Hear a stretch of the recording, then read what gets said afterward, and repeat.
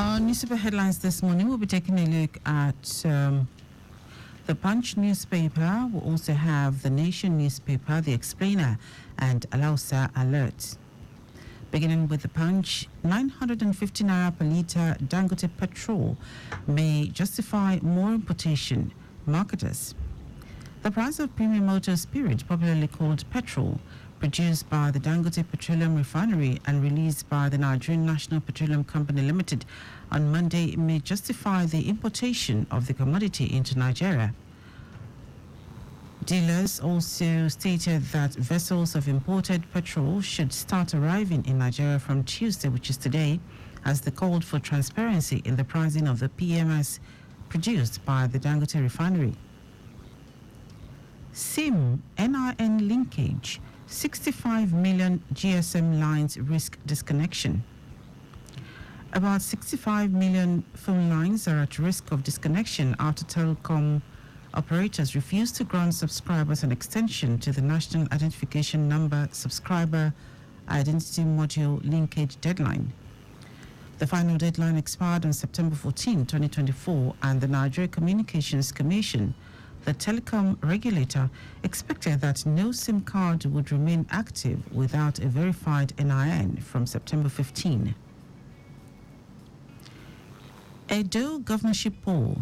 Petrol crisis threatens election as APC-PDP set for showdown. The ongoing nationwide fuel crisis has forced the Independent National Electoral Commission to increase its financial commitment to the transport unions that will be involved in Saturday's Edo State governorship election. The adjustment, the paper learned, was in response to the recent surge in fuel prices, which has impacted the operational costs of transport companies. AGF backs call to decriminalize suicide.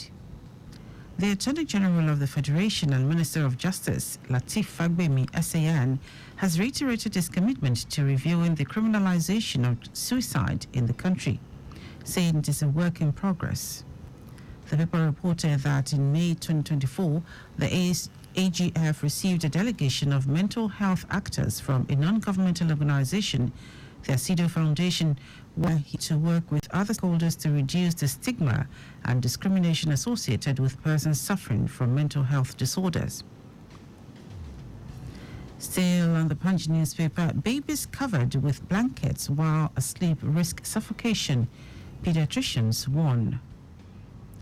Pediatricians have warned that covering babies with blankets increases the risk of sudden infant death syndrome, a tragic phenomenon where a healthy infant dies unexpectedly.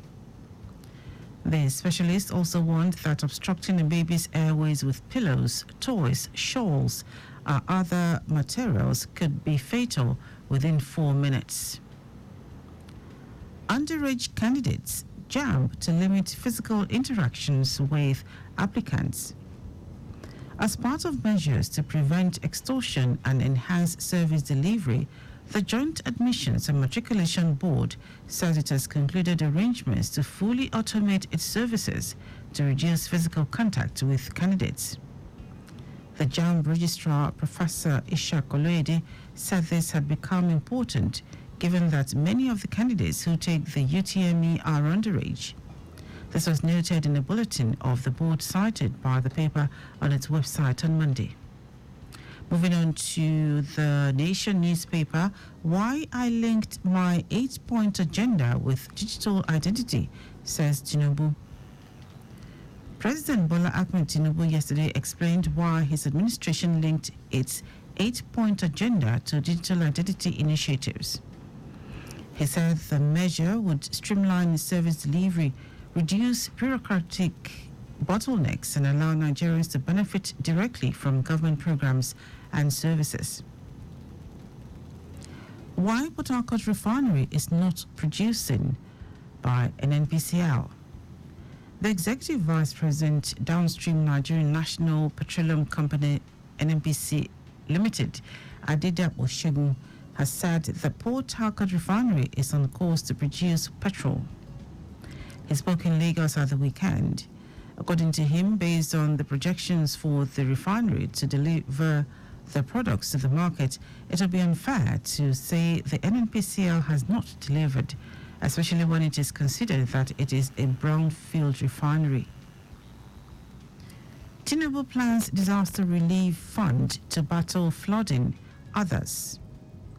Less than 24 hours after returning from his foreign trip, President Bola Ahmed Tinubu moved into action over the disastrous flooding in the northeast.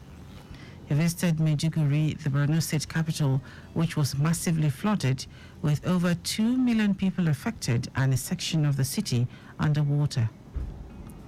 And from the explainer, after releasing 108 billion naira to support flood victims, insecurity, FG pledges to do more.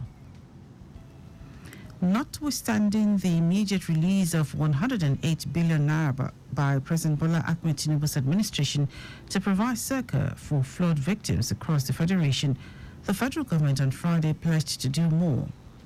Speaking when he paid an assessment visit to internally displaced persons IDP camps in Gwada, Shiroro local government area of Niger State, Vice President Kashim Shettima told the people that the commitment of the administration of President Tinubu to the delivery of effective governance and welfare of all Nigerians is beyond political interest.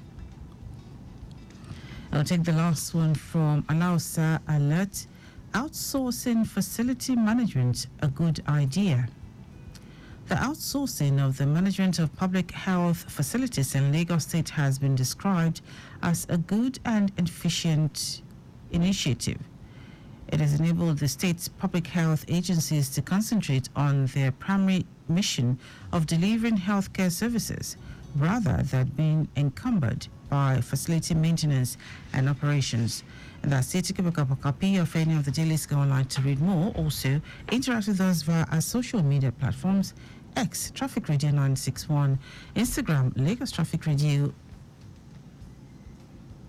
961, and on Facebook, Lagos Traffic Radio 96.1 FM. You can also subscribe to our YouTube channel, Traffic Radio 961, and follow me across social media at Dele Agadumo.